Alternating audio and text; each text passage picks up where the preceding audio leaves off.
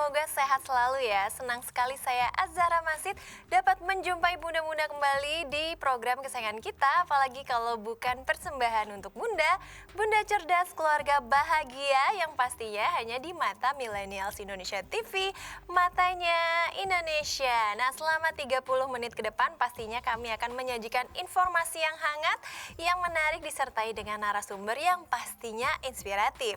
Nah, bunda-bunda di rumah, pada episode kali ini kami akan membahas mengenai ibu bahagia, kunci keluarga bahagia. Kira-kira bunda-bunda di rumah udah bahagia belum nih? Nah, bunda-bunda, sebuah penelitian berjudul The Understanding Society ini menemukan bahwa anak bahagia jika ibu mereka bahagia nih bun. Sedangkan kebahagiaan ayah tidak terlalu menentukan kepuasan hidup anak.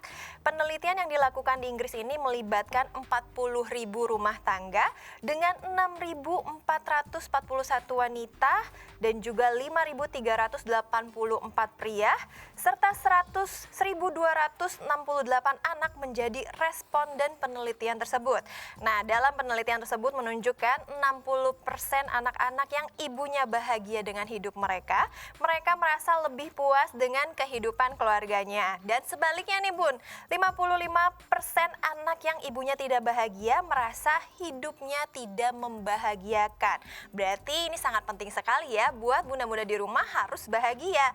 Dan Dr. Maria Lakovu ini salah satu peneliti dari penelitian tersebut mengatakan hubungan keluarga dan orang tua yang bahagia adalah kunci kebahagiaan anak. Dan hal ini bertolak belakang dengan anggapan yang ada selama ini kalau anak-anak hanya mau menghabiskan waktu dengan bermain, video game, atau bahkan menonton televisi. Dan dalam penelitian tersebut juga, anak-anak justru merasa bahagia jika bisa berinteraksi dengan orang tua ataupun saudara mereka. Nah, tapi untuk lebih lanjut mengenai ibu bahagia, keluarganya pun bahagia, di sini sudah ada narasumber kita yang pastinya inspiratif. Ya, ini di sini sudah ada Mbak Lidiawati. Halo Mbak. Halo Mbak Zara, apa kabar? Ketemu lagi ya? Iya, baik dong, harus baik. Masih semangat pastinya? Masih semangat Mbak Zara. Iya, nah tadi kan ngomongin tentang ibu bahagia, pasti keluarganya juga bahagia. Nah, ini sebenarnya setuju nggak sih dari Mbak selaku psikolog ini dengan kata-kata tersebut atau kalimat tersebut? Setuju banget. Memang ibu bahagia adalah kunci dari keluarga yang bahagia. Karena memang secara alami ya, secara natural memang ibu itu memiliki interaksi yang sangat erat dengan anak ya, dan dengan keluarga. Bahkan sejak awal, sejak kehamilan, bahkan dari kehamilan saja sudah ada interaksi dengan anak. Jadi memang saya setuju sekali bahwa memang peran dan kebahagiaan ibu itu sangat menentukan bagi kebahagiaan keluarga sih. Oke, jadi itu alasannya ya, karena memang bahkan dari bunda-bunda di rumah ketika hamil pun juga itu udah adanya interaksi. Yang namanya anak kan pasti pengen diperhatiin ya bun ya, dimulai dari janin khususnya. Betul sekali. Nah, kalau misalnya kita ngomongin kebahagiaan, apakah sebenarnya banyak para ibu yang bahkan nih hingga sekarang nih mungkin tidak sadar bahwa diri mereka ini tidak bahagia, dan kenapa bisa begitu nih Mbak? Banyak sekali Mbak Zara yang mungkin ibu-ibu yang bunda-bunda di rumah mungkin yang belum menyadari kadang-kadang gitu ya, nih saya sedang bahagia atau tidak. Banyak sekali yang memang belum menyadari kadang ya bahwa dia dalam keadaan bahagia atau tidak. Kalau tadi pertanyaannya kenapa, sebetulnya karena faktor budaya juga ya, bahwa kita itu tidak terbiasa merasa sebetulnya ya. Tidak terbiasa merasa mengelola emosi, itu sesuatu yang bukan hal lumrah ya dalam budaya kita ya. Jadi contohnya mungkin ketika kita ditanya bertemu apa kabar, secara otomatis jawabannya baik. Baik, sebenarnya belum tentu baik ya. Belum tentu. Tetapi itu seperti sebuah jawaban yang otomatis ya. Iya, dan memang seperti ya kalau ditanya orang baik ya sebaiknya jawabnya baik gitu, baik atau tidak baik gitu. Nah kembali lagi itu budaya sebetulnya ya. Iya. Jadi kita kalau misalnya ngomongin budaya juga kalau di luar negeri mungkin langsung to the point ya. Misalnya saya lagi nggak baik-baik aja, saya begini gitu. Betul. Tapi mungkin kalau di sini lebih orang kan mengatakan orang Indonesia itu adalah santun ya, bahkan menghargai kepada orang atau respectnya itu sama orang tuh tinggi banget gitu, sehingga mungkin ada rasa tidak enak atau mungkin gengsi ingin sesuatu juga dipendem gitu jadinya ya, Ya. seperti itu ya. Betul, karena kan juga ada budaya kita yang seringkali mengatakan bahwa hal yang buruk sebaiknya disimpan saja gitu ya, untuk diri sendiri gitu, tidak untuk dibagikan gitu ya. Jadi memang kita juga terbiasa yaitu tadi menyimpan sesuatu yang tidak enak. Oke. Nah, mungkin buat bunda-bunda di rumah juga kan pasti masih belum sadar juga nih apakah bunda-bunda di rumah udah bahagia atau belum. Nah, gimana nih Mbak Lydia untuk menyadarkan para bunda-bunda di rumah ini kira-kira bunda sudah bahagia belum nih? Seperti itu. Aduh, ini pertanyaannya bikin deg-degan ya bunda-bunda ya. Udah bahagia atau belum nih? Betul. Mungkin paling mudah kita cek diri sendiri itu dengan mengamati kembali lagi ya, membentuk kebiasaan yang tadi. Kebiasaan merasa, kebiasaan mengamati diri sendiri gitu ya. Sebetulnya apa sih yang sedang saya rasakan? Nah, kalau nih bunda-bunda kita sudah mulai nih di rumah atau sehari-hari, tiba-tiba kita merasa kok saya gampang sekali marah. Istilahnya gampang kecolek gitu ya bunda-bunda ya. Kenapa hal-hal yang sederhana, hal-hal yang sepele gitu ya, tiba-tiba jadi sesuatu yang besar sekali buat saya gitu. Nah, kenapa saya kemudian menangis tanpa sebab misalnya. Seringkali kan bunda-bunda bilang bahwa saya menangis tapi saya nggak apa-apa kok gitu ya. Nah, itu mesti dicari tahu tuh apakah betul tidak ada apa-apa gitu ya. Jadi kita amati diri kita. Kalau misalnya kita tiba-tiba merasa bahwa kita jadi gampang marah, mengerjakan sesuatu tidak tuntas, kemudian Mood swing rasanya ya. Bisa dikatakan mood swing kan kalau bunda-bunda di rumah. yang kelihatan sekali ya, mood swing. Nah, kira-kira ini otomatis kan ada faktornya ya. Mungkin muda-muda di rumah sudah mengevaluasi tandanya ya, udah mengevaluasi diri sendiri. Kenapa ya saya mungkin sering mood swing atau tiba-tiba emosi atau bahkan mungkin anak juga bisa jadi korban gitu yang tadinya tidak kenapa-napa jadi diomelin terus. Nah, ini kan berarti ada faktornya. Nah, kira-kira sebenarnya faktor apa saja sih yang membuat bunda-bunda atau misalnya yang ada di rumah gitu jadi tidak bahagia? Ini kan pasti ada faktor dan juga penyebabnya. Kira-kira apa saja nih, Mbak? Yang pasti ada faktor dari diri sendiri sih Bunda. Faktor tentang bagaimana kita menilai diri kita sendiri. Ada nilai-nilai tertentu yang mungkin kita miliki tentang diri kita sendiri, yang kemudian itu berdampak pada bagaimana kita mempersepsikan hal-hal yang ada di sekitar kita ya. Yang kedua tentunya faktor dukungan. Faktor dukungan, bagaimana lingkungan kita gitu ya dapat mendukung keadaan emosi kita seperti apa. Nah, dua faktor itu yang sebetulnya panjang dan besar sekali perannya bagi kebahagiaan bunda-bunda. Tapi kan tadi kan ngomongin faktor penyebab seorang ibu tidak bahagia. Tapi kalau misalnya kita ngomong keberlangsungan kebahagiaan dari seseorang atau kebahagiaan dari seorang ibu ini, faktor apa nih yang bisa mempengaruhi untuk keberlangsungan kebahagiaannya itu seperti apa gitu? Ya, faktor yang menentukan tentunya sama seperti yang tadi sih, dukungan bagaimana lingkungan kita kita rasa bisa mendukung kita atau tidak, membantu kita menghadapi tantangan sehari-hari. Sebagai ibu itu kan tidak pernah berhenti ya. Ada saja hal-hal yang setiap hari mungkin baru atau muncul masalah baru, tantangan baru gitu. Nah, artinya dukungan itu perlu berjalan secara berkesinambungan ya, tidak bisa. Ya. Betul sekali. Nah, itu sangat berperan untuk membantu menjaga kebahagiaan seorang ibu gitu ya. Kalau misalnya bunda-bunda di rumah ini kan sudah tahu nih, oh saya tidak bahagia dan sudah tahu tadi misalnya karena ada faktornya. Misalnya anggaplah misalnya kategori misalnya mungkin kekerasan dalam rumah tangga kan bisa jadi bukan hanya secara fisik aja ya, tapi secara verbal juga seperti itu. Nah, akhirnya membuat para bunda-bunda di rumah tidak bahagia. Nah, kalau seperti itu bagaimana cara menyiasatinya agar si bunda ini bisa menjadi lebih bahagia dan bahkan keluarganya juga bisa aman-aman aja gitu. Ini menarik sih kalau pertanyaan dari Mbak Zahra tadi terkait contohnya kekerasan ya. Iya. Nah, ini kembali tentunya dengan nilai diri ibu tersebut sih, bunda-bunda ya. Bagaimana sih kita mempersepsikan sebuah kekerasan itu gitu ya. Artinya apa untuk diri kita sebagai seorang ibu gitu. Nah, itu akan sangat menentukan sampai batas mana sih kita bisa mengelola hal tersebut gitu ya. Apalagi kalau contohnya yang tadi Mbak Sarah berikan adalah kekerasan.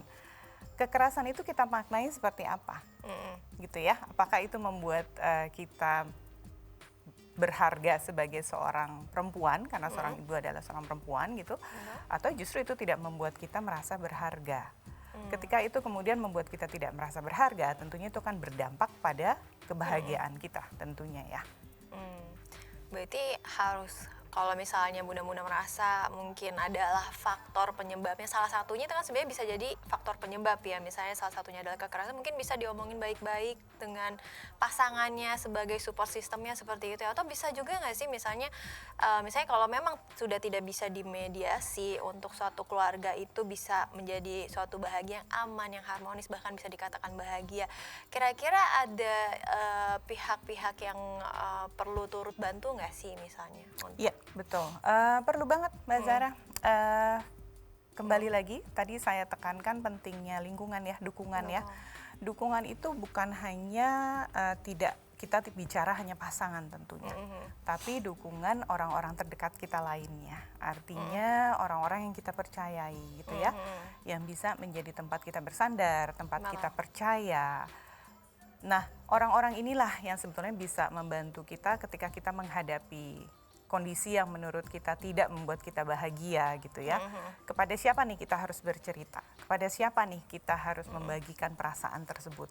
Dan pastikan orang-orang tersebut adalah orang-orang yang dapat dipercaya dan bisa memberikan saran yang baik gitu ya. Jadi tidak semua orang-orang terdekat kita itu bisa kita sebut sebagai support system. Tidak semua. Support system yang baik adalah sebetulnya mereka yang bisa memberikan dampak positif untuk diri kita gitu. Jadi pastikan.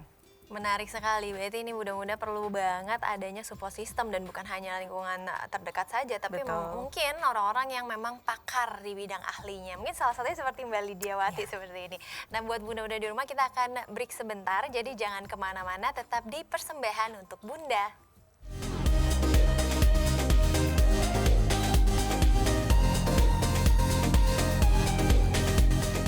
Terima kasih bunda-bunda di rumah masih menyaksikan Persembahan untuk Bunda dan masih bersama saya Zahra Masid dan juga Lidiawati. Iya Mbak, tadi kan kita ngomongin terkait dengan mediasi atau misalnya bunda-bunda di rumah yang memang keluarganya sulit untuk menemukan satu frekuensi seperti itu atau satu pemahaman, nah itu bisa melakukan mediasi dengan pihak-pihak yang mungkin sudah pakarnya seperti itu. Nah tapi kan kalau kita ngomongin faktor mungkin penyebab ibu tidak bahagia ini kan banyak banget ya, mungkin salah satunya tadi adalah kekerasan, bisa jadi juga mungkin karena finansial, apalagi lagi pandemi seperti ini kan, misalnya bunda-bunda di rumah merasa kekurangan, apalagi mungkin yang suaminya juga kena PHK seperti itu, PHK massal, atau mungkin yang lain-lainnya seperti itu. Nah, ini kan sebenarnya kalau misalnya kita ngomongin kekerasan tadi mungkin bisa dengan pihak eksternal, tapi kalau kita ngomongin secara finansial atau secara ekonomi di satu keluarga, yang mana itu paling penting ibaratnya untuk menyokong kebutuhan rumah tangga seperti itu. Nah, ini gimana nih Mbak? Kan ini kan sangat sulit ya misalnya. Betul. Berarti kan dampaknya adalah bukan cuman istri aja nih, bukan cuma bunda-bunda di rumah, tapi ya suaminya juga misalnya yang terkena PHK, atau bahkan mungkin anaknya juga yang biasanya dibeliin apa jadi tiba-tiba tidak ada sesuatu, bahkan misalnya makan aja susah seperti itu. Ini gimana nih Mbak? Iya, sebetulnya kalau masalah ekonomi gitu ya, masalah keuangan keluarga itu memang faktor yang bukan cukup sih, sangat penting ya. Betul. Untuk kesejahteraan keluarga dan bagaimana sih dinamika keluarga sehari-hari. Dalam keadaan mungkin kondisi ekonomi keluarga terganggu, tentunya yang pertama perlu dilakukan oleh bunda adalah menerima sebetulnya. Terdengar mudah, tapi memang sangat sulit dilakukan gitu ya, karena memang sebagai seorang ibu tentunya, sebagai bisa dibilang menteri keuangan di rumah gitu ya, tentunya kita sudah punya posting-posting nih apa sih yang perlu dipenuhi dalam keluarga. Nah ketika itu terganggu, tentu rasanya kita dipaksa nih untuk menyesuaikan postingan-postingan tersebut gitu ya. Sesuatu yang dipaksa tentu tidak enak rasanya ya bunda ya. Nah disinilah kita perlu yang namanya penerimaan tadi, menerima, mengakui bahwa oke, ini akan ada perubahan dan perubahan apa yang perlu saya lakukan dengan pengeluaran keluarga. Jadi kunci pertamanya adalah penerimaan sebetulnya. Penerimaan dan harus sama-sama bisa memecahkan masalah Setelah secepat menerima, mungkin ya. betul. Setelah menerima baru kita pikirkan apa yang harus dilakukan. Berarti emang harus ikhlas, harus sabar ya Bun ya kalau misalnya memang ada faktor penyebab yang tadi. Karena kan itu ya efeknya ke semuanya kan Betul, maksudnya. Dan betul kebutuhan yang sekali. paling utama itu adalah ya masalah ekonomi atau finansial. Mungkin kalau cekcok rumah tangga masih bisa diatasi ya, mungkin masih bisa baikan di kemudian hari. Tapi kalau udah masalah keuangan kan ini sangat sulit sekali. Nah terkait dengan dampak juga nih yang dirasakan oleh seorang ibu, jika dirinya tidak bahagia ini sebenarnya akan menimbulkan apa saja sih? Ini buat ibunya atau buat keluarga Buat nih Mbak ibunya Zara? dulu, Aduh, ibunya dulu oke. terlebih dahulu. Sebelum ke keluarga kan pasti di mana-mana ibunya dulu. Oke, kalau dampaknya buat ibu, tadi sebetulnya kita udah bicarakan ciri-cirinya ya Bunda ya. Kita kemudian mudah marah, tentunya ketika kita mudah tersulut emosi, mudah marah, efeknya ke diri kita apa kira-kira? Kita rasanya tidak enak ya. Tidak ada orang yang merasa senang menikmati kemarahan gitu. Secara mental dan secara fisik itu bisa sangat berdampak pada diri kita gitu. Jadi efeknya bisa panjang nih, bukan hanya kita kemudian merasa secara mental kita lelah, secara mental kita rasanya tegangan tinggi terus gitu ya. Tapi secara fisik efeknya kemudian kita bisa menjadi mudah lelah gitu ya. Kemudian merasa tidak mampu melakukan pekerjaan kita gitu ya. Jadi efeknya bisa sangat panjang sih sebetulnya. Dan bahkan bisa stres juga ya, Iya, banyak betul. hal.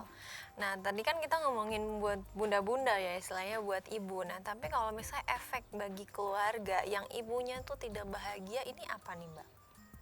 Nah ini nih, sebetulnya topik kita hari ini kan ibu bahagia, keluarga bahagia gitu ya. Betul. Kenapa? Karena sebenarnya memang penelitian sendiri banyak sekali loh bunda-bunda menemukan bahwa ibu itu adalah penentu iklim emosi dalam keluarga tuh seperti apa gitu ya. Jadi kenapa? Karena ibu tuh interaksinya paling erat ya dengan anak, dengan pasangan, intinya dengan orang-orang di rumah, ibu tuh paling sering berinteraksi. Terbayang nggak kalau ibunya tidak bahagia? Interaksi seperti apa yang akan dia berikan pada anaknya, pada pasangannya. Seisi rumah bisa jadi diomelin sama dia kalau misalnya tidak bahagia. Akhirnya suasana atau iklim emosi di rumah seperti apa? Penuh dengan amarah ya, penuh dengan omelan, dan itu bukan sesuatu yang menyenangkan. Sebaliknya, ketika seorang ibu bahagia, maka interaksi dengan anak, interaksi dengan pasangan tentunya penuh dengan keintiman, kehangatan. Iklim emosi yang tercipta di rumah tentunya adalah iklim yang hangat gitu ya, yang penuh dengan kebahagiaan. Kira-kira begitu Bunda hubungannya. Waduh, ini seru banget nih perbincangannya ya pada kali ini. Nah, tapi ya Mbak Lydia, ini kan bunda-bunda di rumah juga tidak semuanya mungkin career woman ya. Mungkin ada yang memang pure ibu rumah tangga, ada juga memang yang sebagian juga adalah wanita karir. Tapi menurut Mbak Lydia sendiri, dari keduanya, ini sebenarnya tingkat ibu mana sih yang mungkin bisa dikatakan tingkat stresnya tuh lebih tinggi seperti itu? Apakah yang wanita karir atau memang yang benar-benar ibu rumah tangga nih? Kalau misalnya kita bandingkan atau misalnya kita compare seperti itu. Stresnya sama, Sama. tekanannya sama. Tidak bisa dibandingkan ya Bunda ya, apakah mana yang lebih stres gitu. Dua-duanya punya peran, artinya punya tanggung jawab masing-masing. Dan dengan itu tentu muncul tekanan-tekanan sendiri ya masing-masing ya. Jadi tidak bisa dibandingkan memang Mbak. Mana yang lebih berat, menurut saya sama beratnya itu tekanannya. Nah, jadi buat bunda-bunda di rumah jangan ada lagi tuh membandingkan, aduh saya kan ibu rumah tangga, saya stres banget lah dibandingkan ibu yang bekerja. Tapi tingkat stresnya tadi kan berbeda ya antara yang ibu rumah tangga dengan ibu yang wanita karir. Jadi harus bisa dibedakan ya bunda-bunda ya. Gak boleh disama-samain atau di-compare karena itu nggak bisa ya Mbak Lydia. Tidak bisa. Nah, tapi kalau misalnya untuk ibu yang bekerja nih, pasti kan di rumah juga untuk misalnya membantu suami gitu. Banyak ibu-ibu di rumah atau bunda-bunda di rumah yang mereka juga bekerja untuk membantu suaminya. Bahkan tidak hanya di rumah, mereka tentunya memiliki tekanan dari luar, khususnya dari lingkungan kerjaan. Nah, itu gimana nih cara agar seorang ibu bekerja juga tapi bisa bahagia juga. Dan bahkan mungkin yang buat bunda-bunda di rumah yang pure ibu rumah tangga yang memang multitasking, semuanya dikerjain, nah itu juga gimana tuh biar ya walaupun jadi ibu rumah tangga tapi tetap bahagia seperti itu. Sebenarnya Jadi ada dua nih. Mbak Zara udah ngasih bocoran jawabannya ya tadi ya, multitasking sebetulnya. Betul. Nah kalau kita bicara multitasking nih bunda-bunda, berarti ada peran delegasi ya di situ ya. Jadi perlu tahu nih bahwa kita nih terbatas, jangkauan kita terbatas. Artinya kita perlu mampu delegasikan beberapa tugas kepada lingkungan sekitar kita, siapapun itu yang bisa membantu. Tapi tentu dengan delegasi itu karena bukan kita sendiri mungkin ya yang terjun langsung melakukan mengasuh anak mungkin gitu ya, menjaga anak. Artinya perlu poin kedua, kelola ekspektasi. Karena mungkin seringkali hal-hal itu akan berbeda dengan apa yang kita harapkan. Kejadiannya ya, kita minta tolong pengasuh misalnya untuk menjaga anak, atau kita minta tolong neneknya mungkin ya mengawasi anak gitu. Atau jangan jauh-jauh, misalnya suami yang mengawasi anak gitu. Jadinya apakah sesuai dengan gambaran kita tentang menjaga anak itu seperti apa? Bisa jadi sangat berbeda. Artinya kita perlu kelola ekspektasi kita gitu ya. Apa sih yang kita inginkan gitu, anak aman dan terjaga gitu ya. Maka fokuslah dengan hal tersebut gitu. Jadi jangan sampai nih buat bunda-bunda di rumah ya yang kerjanya di luar tapi bawa kerjaan nih, ibaratnya di rumah bukan sebenarnya bawa kerjaan nggak masalah tapi maksudnya bawa kerutan yang ada di luar jadi ke rumah, itu kan sebenarnya bahaya juga ya untuk anak dan juga untuk pasangannya. Tapi nih untuk mengetahui lebih lanjut yang pertanyaan-pertanyaan masih akan saya kulik nih Mbak Lydia, kita akan break sebentar. Jadi jangan kemana-mana, buat pemirsa di rumah tetap di program persembahan untuk Bunda.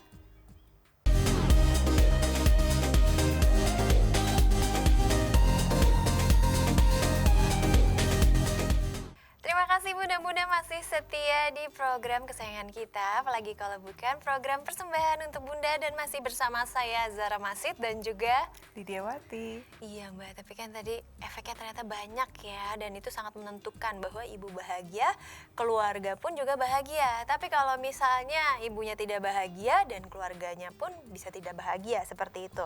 Nah untuk ibu rumah tangga nih Mbak Lydia, mungkin sebagian ada yang berpikir menjadi seorang ibu rumah tangga ini adalah hal yang mudah. Tapi sebagian dari mereka juga mungkin mengalami tekanan. Nah, tadi kan kita ngomongin yang bekerja ya. Nah, ini gimana nih untuk ibu yang di rumah, tapi ibu-ibu juga bisa bahagia nih dengan melakukan aktivitas yang ada di rumah seperti itu. Kadang kan mungkin ibu-ibu di rumah atau bunda-bunda yang pure jadi ibu rumah tangga mungkin merasa kerjaan hariannya itu adalah hal yang monoton. Seperti itu biasanya kan yang berbeda dengan misalnya wanita karir. Nah, itu bagaimana nih cara mengatasinya dan supaya ibu ini tetap bahagia? Iya betul sekali, untuk ibu rumah tangga artinya perlu trik khusus sendiri ya bunda-bunda ya. Memang betul keseharian sebagai ibu rumah tangga bisa jadi sepertinya rutin gitu, sehingga terkadang sulit sekali menemukan cara untuk kita bahagia tuh bagaimana gitu. Nah justru disinilah bunda-bunda artinya kita perlu nih menyisihkan, bukan menyisihkan, justru merencanakan waktu khusus gitu ya untuk membuat kita tuh merasa lebih baik dengan cara apa. Karena kalau kita biarkan memang sehari-hari akan jadi rutin. Betul. Nah di sela-sela tersebut gitu kita harus selipkan secara sengaja apa nih yang bisa saya lakukan untuk membuat saya lebih bahagia, saya merasa lebih nyaman gitu. Jadi perlu sengaja nih bunda-bunda dimasukkan ke dalam jadwal hariannya gitu ya. Jadi bukan hanya ketika kita merasa, aduh saya udah lagi kesel banget nih atau capek banget gitu. Tapi jadikan itu sebuah bagian dari rutinitas, bagian dari keseharian bunda-bunda. Nah bisa dikasih contoh nggak sih lebih detailnya, misalnya ya saya bingung di rumah kan saya pasti melakukan misalnya nyuci, habis itu beres-beres, belum lagi ngurus anak, nyiapin makan, kan banyak nih, mungkin bunda-bunda kan bingung saya meluangkan waktunya yang seperti apa nih, seperti itu. Betul bunda, sebetulnya meluangkan waktu itu untuk diri sendiri ya, tidak perlu susah-susah misalnya sampai oh me time ke salon misalnya gitu ya, atau pergi jalan-jalan. Sebetulnya tidak selalu seperti itu, tapi kembali lagi setiap orang, bunda masing-masing pasti tahu apa sih yang membuat saya merasa lebih senang, lebih bahagia gitu ya. Mana yang saya nikmati. Ada sebagian bunda yang bahkan waktu 15 menit aja di pagi hari untuk bisa minum tehnya atau kopinya tanpa diganggu, itu sudah membuat energi tuh rasanya penuh gitu ya. Wah, siap nih untuk menghadapi hari ini. Nah, temukan buat bunda masing-masing gitu, apa sih yang bisa saya lakukan setiap harinya hanya dalam kurun waktu 10 menit, 15 menit untuk diri saya sendiri, dan itu bisa berdampak besar untuk saya.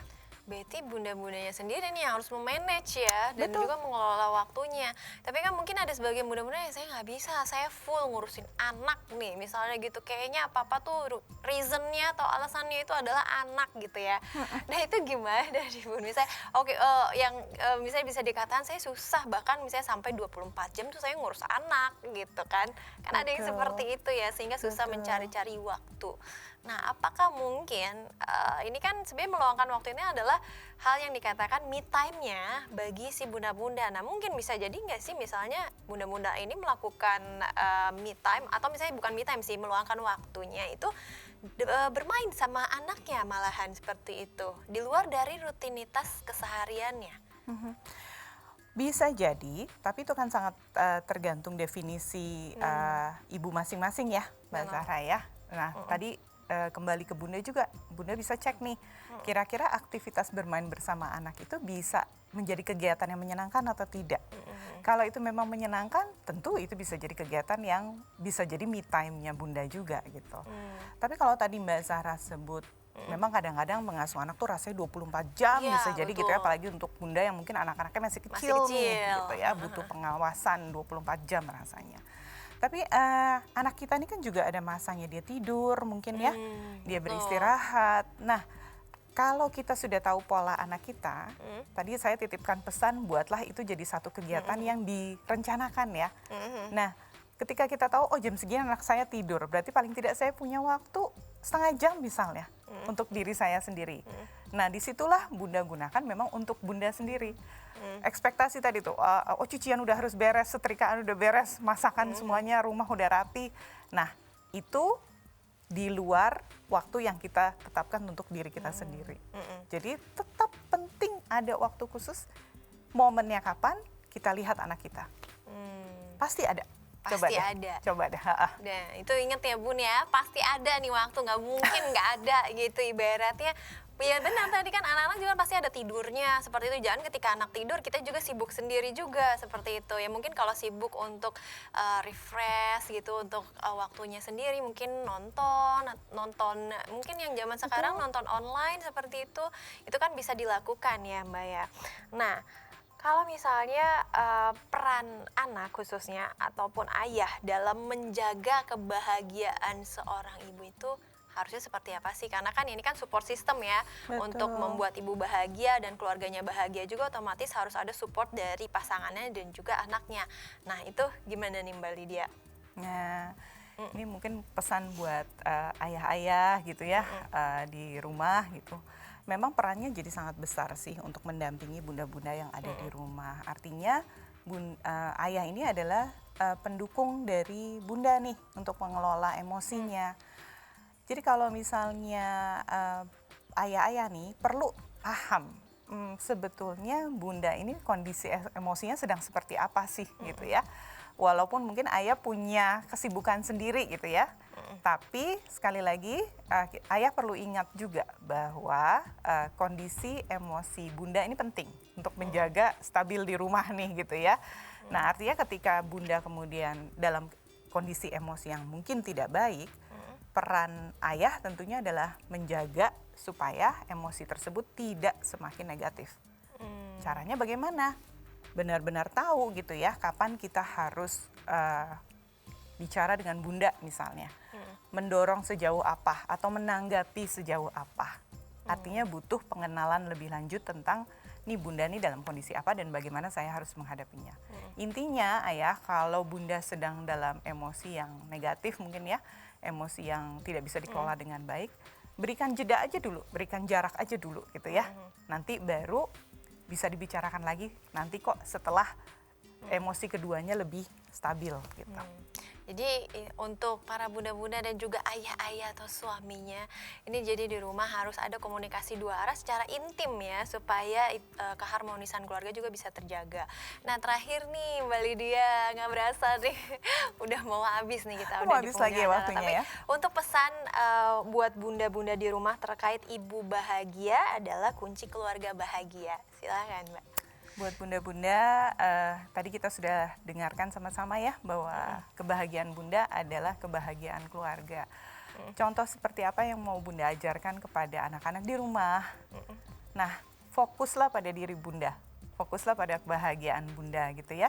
Fokus dengan kebahagiaan diri sendiri itu bukan sesuatu yang egois gitu ya, tapi sesuatu yang perlu untuk dilakukan. Mungkin pesan saya itu Mbak Zara.